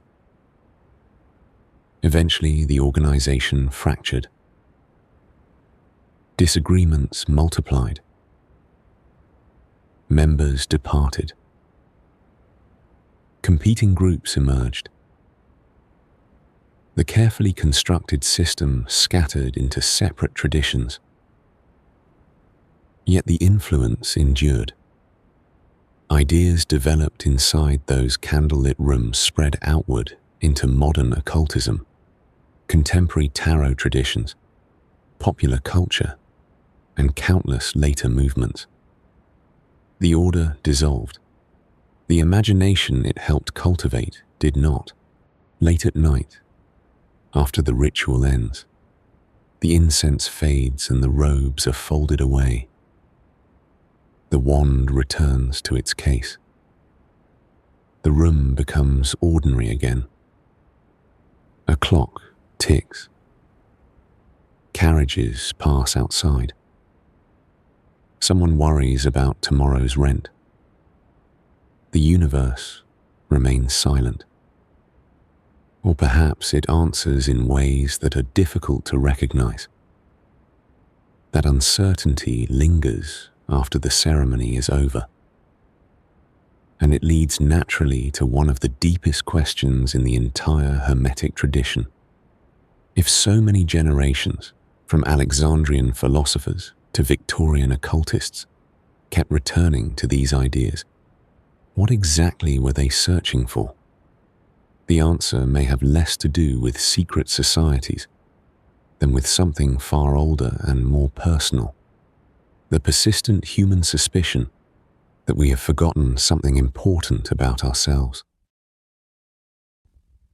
Chapter 10. The Hermetic Mind, Gnosis and the Everyday. After the rituals, the manuscripts, the alchemical furnaces, the secret oaths, and the elaborate symbols, a surprisingly simple question remains. What was all of this for? What exactly were Hermetic seekers hoping to find? The answer appears again and again throughout the tradition. Not power, not wealth, not even secret information. They were searching for a different way of seeing, a form of knowledge the Hermetic texts call Gnosis. And unlike most forms of knowledge, Gnosis was not something that could be handed from one person to another. It had to be experienced. A person could describe it, point toward it, write entire books about it. Yet the thing itself remained stubbornly personal. This may explain why Hermetic texts often feel less like instruction manuals and more like invitations. They are not trying to convince the reader. They are trying to awaken something. Imagine an ordinary evening. A window stands open above a narrow street. The city below has not entirely gone to sleep. Footsteps echo occasionally against stone. Somewhere in the distance, a door closes. A dog barks once and falls silent. On the windowsill sits a clay cup. Nothing remarkable about it. The wine inside has gone slightly sour. A thumbprint remains in the glaze where someone lifted it earlier. The scene contains no obvious mystery. Yet for a Hermetic thinker, this ordinary moment might contain the entire universe, because Hermeticism begins from a strange possibility. What if the human mind reflects the structure of reality itself? What if the patterns outside us and the patterns within us are not separate? What if understanding one helps illuminate the other? This idea appears throughout Hermetic literature. The cosmos and the human being mirror each other. The larger world and the inner world belong to the same design. The famous phrase, "as above, so below," points toward exactly this relationship, not merely between stars and planets, between consciousness and reality itself. To know oneself becomes a way of approaching the cosmos, and to study the cosmos becomes a way of approaching oneself. The implications are enormous, yet the practice often appears remarkably modest. Most Hermetic seekers were not secluded sages living on mountaintops. They were ordinary people, teachers, merchants, healers, administrators, scribes, people who spent most of their day dealing with practical concerns: rent, food, family obligations, work, the same distractions that fill every age. The surviving texts occasionally advise readers to turn inward, withdraw from noise, and contemplate the nature of existence. Helpful advice in principle, less helpful in practice. One Hermetic instruction essentially amounts to: withdraw into yourself and discover the divine. Simple enough. until you actually attempt it. Then the mind immediately remembers unfinished errands, sore knees, awkward conversations, and whatever else it was hoping to avoid. The gap between spiritual ideals and ordinary experience appears throughout the tradition. Hermetic writers understood this. Many of them seem almost amused by it, because the goal was never to escape daily life entirely. The goal was to see it differently. A scribe copying tax records might pause over a phrase from Hermes. A merchant waiting for customers might drift into reflection. A traveler staring out across the Nile could suddenly feel that familiar sense of connection. Brief, difficult to describe, and impossible to prove. Moments like these mattered, not because they solved anything, because they hinted at something. Gnosis is often translated simply as knowledge, but that translation can be misleading. The Hermetic idea is closer to recognition, a sudden remembering, the feeling that something long forgotten has briefly returned. The texts repeatedly suggest that human beings suffer from a kind of spiritual amnesia. We become absorbed in appearances, distracted by immediate concerns, separated from our deeper nature. The purpose of Hermetic practice is not to acquire a new truth. It is to remember an old one. This theme has quietly followed us throughout the entire story. The soul descending into the world. The search for hidden wisdom. The alchemist pursuing transformation. The initiate taking an oath. Each points toward the same underlying conviction. Human beings have forgotten something essential. The details differ. The intuition remains. Of course, describing these experiences creates its own problems. People who claim profound insights often struggle to explain them. Language begins to fail.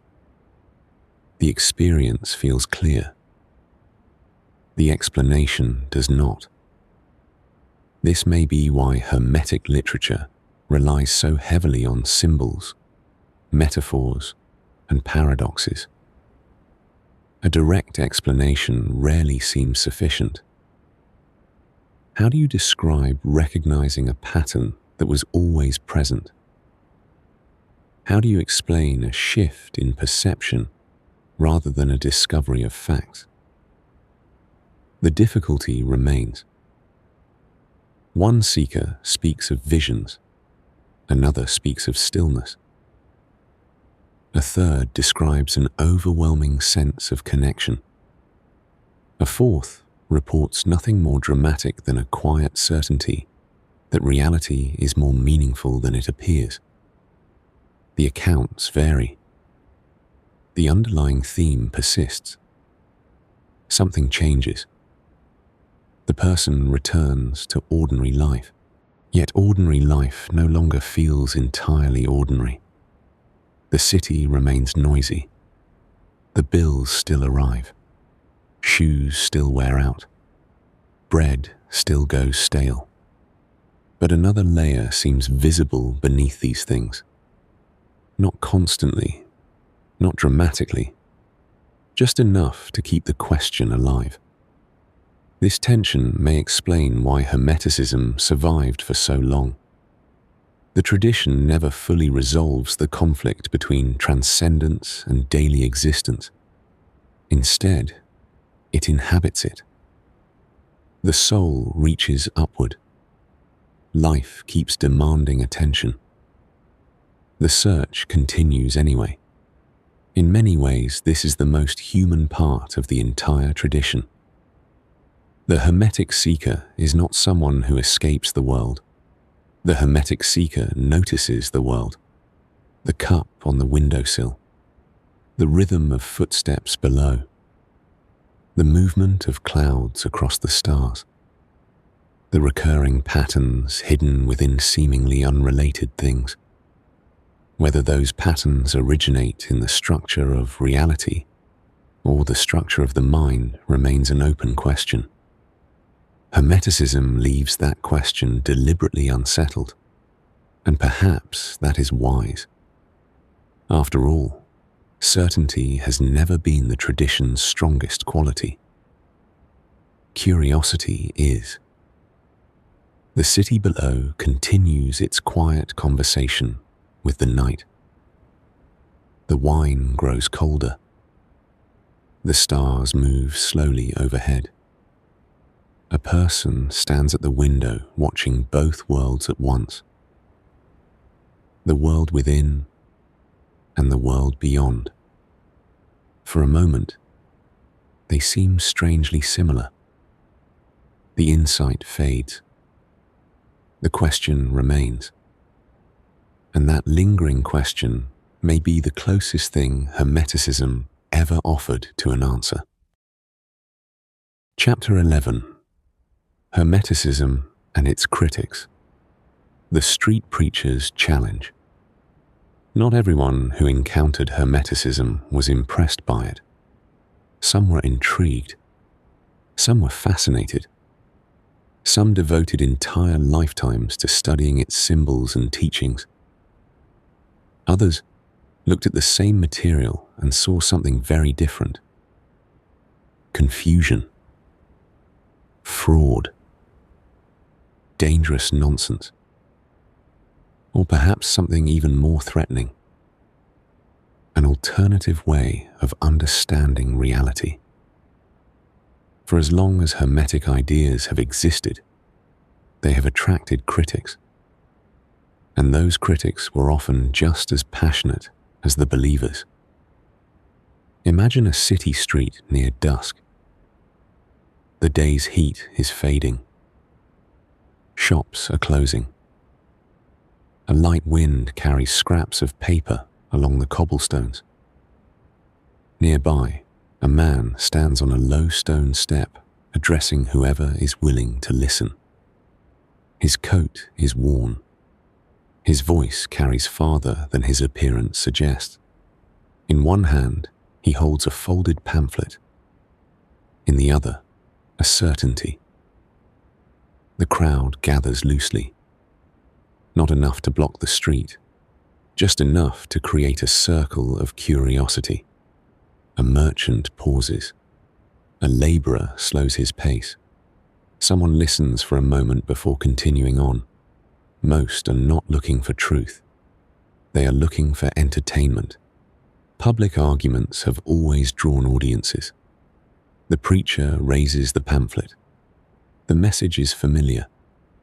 False teachings, false prophets, dangerous ideas hidden behind mysterious language. The accusations change with the century. The patterns remains remarkably consistent, because Hermeticism occupied an uncomfortable position. It was never entirely public, never entirely private, never fully accepted, never completely suppressed. It lived in the space between, and ideas that occupy that space tend to attract suspicion. Part of the problem was secrecy. Throughout history, secret knowledge has carried a peculiar reputation. People often assume that anything hidden must either be valuable or dangerous, sometimes both. Hermetic groups occasionally encouraged this perception. They spoke of initiations, hidden meanings, inner teachings, knowledge reserved for the prepared. To supporters, this was a method of preserving wisdom. To critics, it sounded like exclusion at best and manipulation at worst. After all, if a teaching is true, why hide it? The question was difficult to answer then. It remains difficult today. Religious authorities often viewed Hermeticism with particular concern. Some Hermetic texts described humanity's relationship with the divine in ways that did not fit neatly within established doctrines. Others borrowed freely from multiple traditions. Greek philosophy appeared beside Egyptian symbolism. Mystical experiences appeared alongside theological speculation. The boundaries remained unclear. Institutions generally prefer clearer boundaries than that. What one group called wisdom, another could call heresy. The distinction often depended on who held power. Yet religion was only one source of criticism. Philosophers had their complaints as well. Many found Hermetic writings frustratingly vague. The texts frequently speak in symbols. Questions are answered with metaphors. Explanations unfold through visions and dialogues, rather than straightforward arguments. A skeptical reader could easily conclude that the entire tradition consisted of elegant language concealing a lack of substance. And to be fair, some passages invite exactly that reaction. Hermetic literature occasionally sounds profound and elusive in equal measure. A sentence appears to contain immense wisdom. Then a reader attempts to define it precisely and discovers that certainty keeps slipping away. Critics noticed this. They were not always wrong. Then there were the opportunists. Every tradition that promises hidden knowledge eventually attracts people eager to profit from the promise. Hermeticism proved no exception. For every sincere seeker attempting to understand difficult texts, there was usually someone willing to sell shortcuts, secret formulas, special initiations, exclusive revelations, miraculous transformations available for a convenient fee. The pattern is ancient. It survives remarkably well. One reason critics gained traction was because genuine abuses occasionally existed. Charlatans make easy targets, and they make poor representatives. The result was a complicated public image. Some Hermetic practitioners were serious philosophers. Others were careful scholars. Others genuinely pursued spiritual transformation. And some were simply performers with good marketing.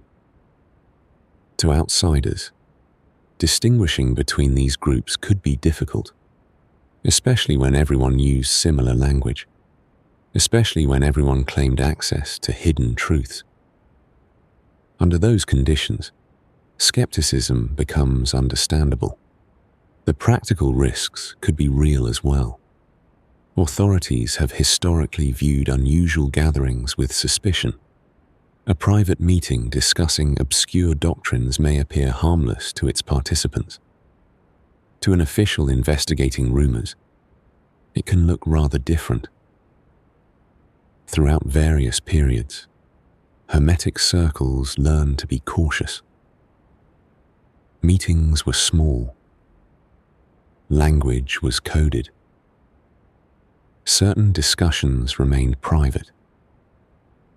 Not necessarily because the teachings were dangerous. Sometimes because attention itself was dangerous. This helps explain a recurring paradox.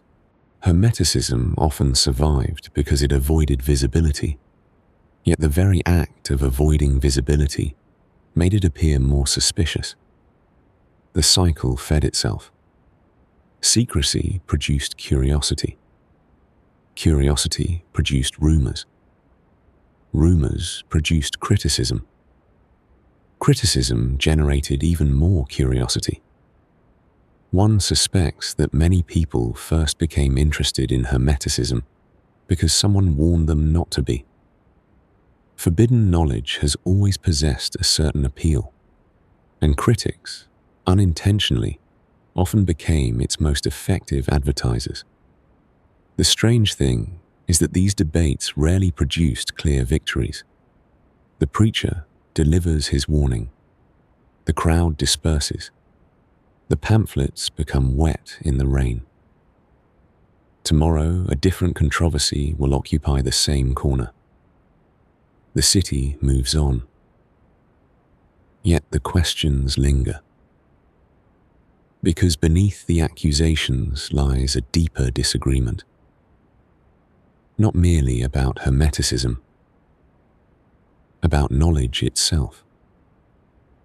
Who should possess it? How should it be transmitted?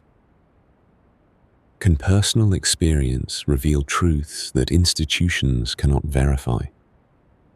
Can symbolic language communicate something that direct explanation cannot? The arguments surrounding Hermeticism often revolve around these larger issues.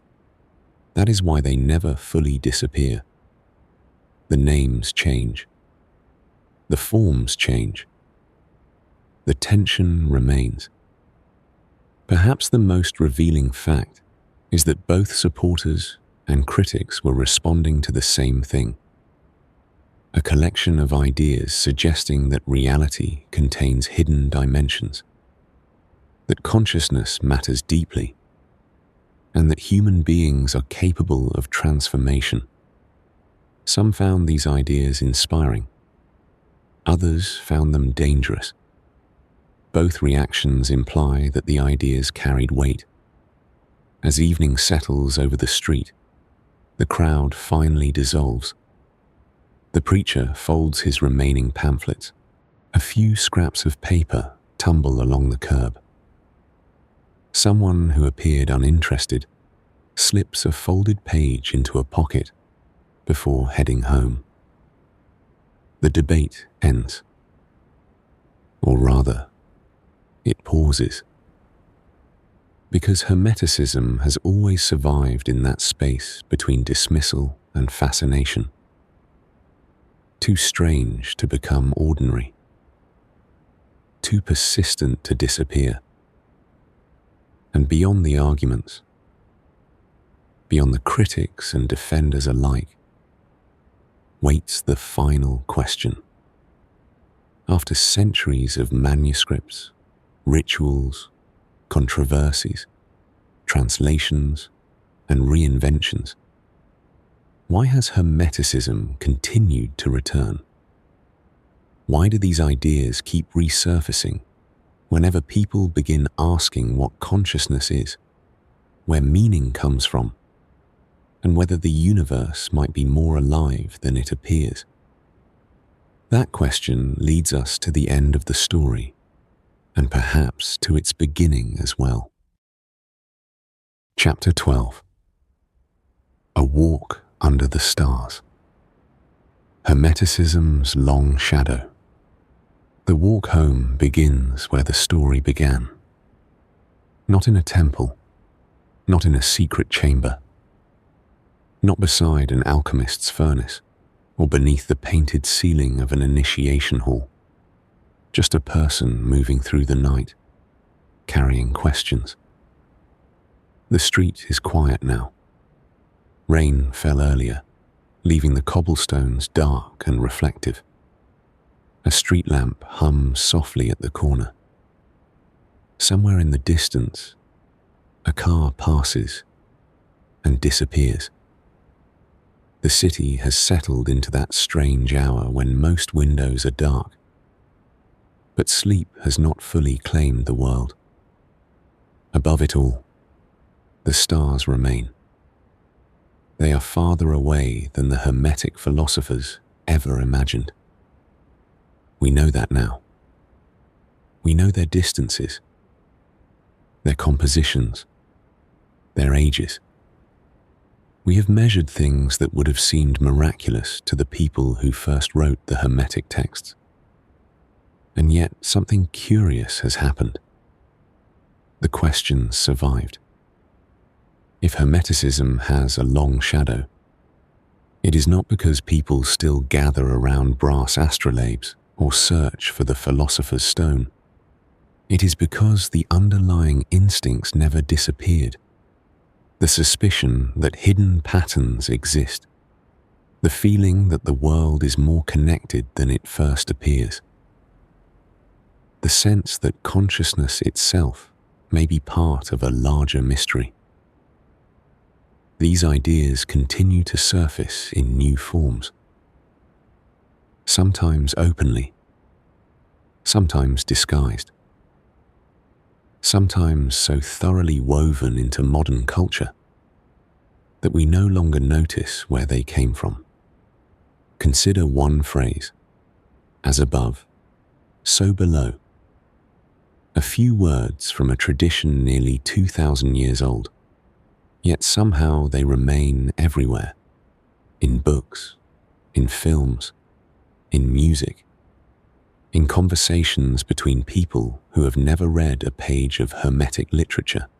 The phrase survives because it expresses something deeply attractive. The hope that the universe is not random noise.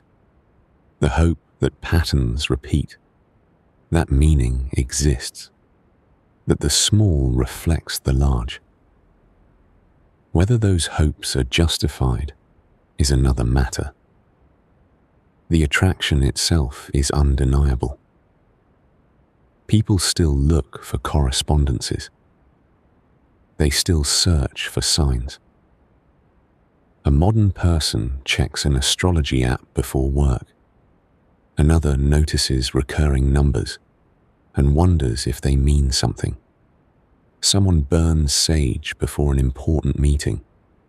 Someone else keeps a lucky coin in a desk drawer, despite not believing in luck. The forms change. The impulse remains remarkably familiar. What survives of Hermeticism is often less visible than its original teachings. It survives as habits of thought, as ways of looking at the world, as questions that keep returning whenever certainty feels incomplete. This does not mean Hermetic claims have been proven. Far from it. Most of its grandest ideas remain exactly where they have always been, somewhere between philosophy, spirituality, psychology, and speculation. The universe may not be sending messages. The stars may not care about our plans.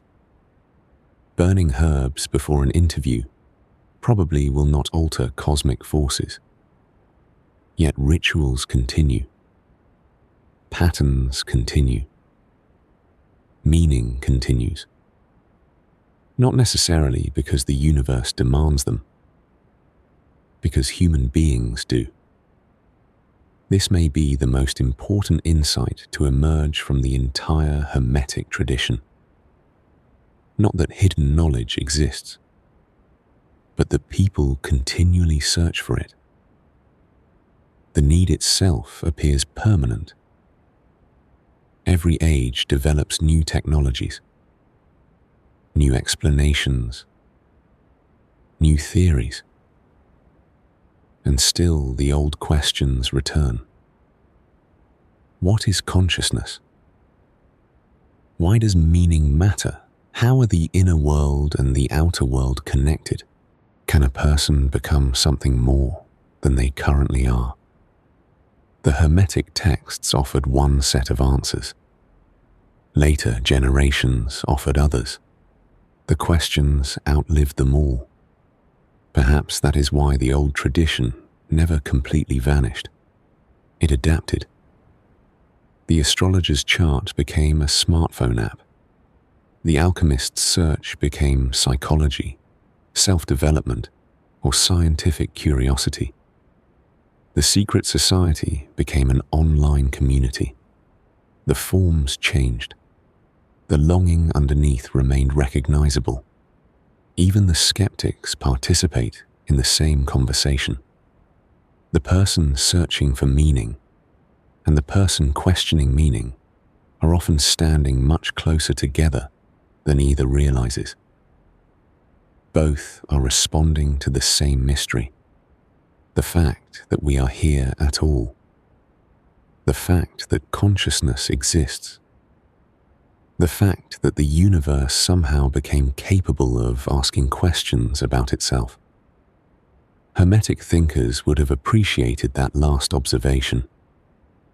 They believed the cosmos and the mind reflected one another. Modern science reaches very different conclusions about how reality works. Yet the fundamental wonder remains strangely similar. A conscious creature stands beneath the stars and tries to understand its place among them.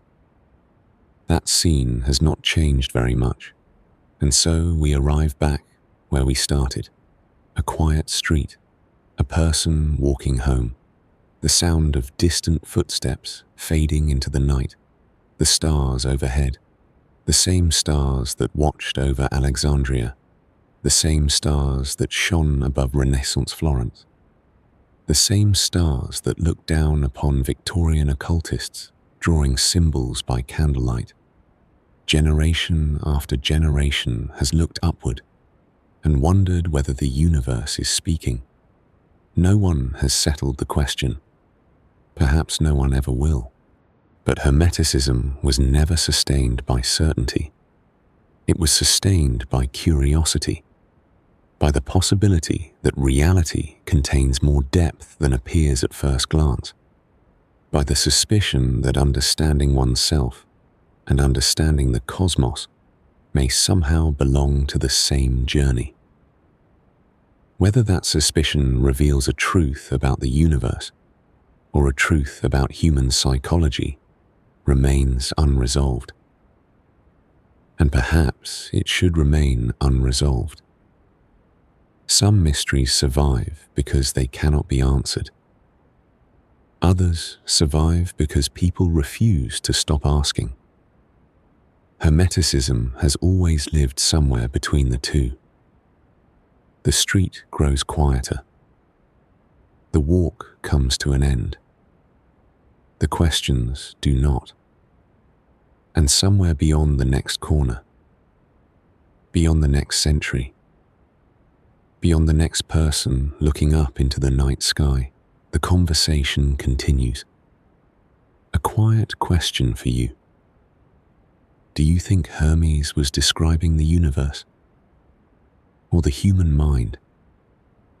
I'm curious where you land. If tonight's subject still has your curiosity wandering a little, there is a playlist on the screen now with more stories and thought curiosities nearby. No need to search for anything tonight. The next story is already waiting, and you can simply let it play whenever you are ready.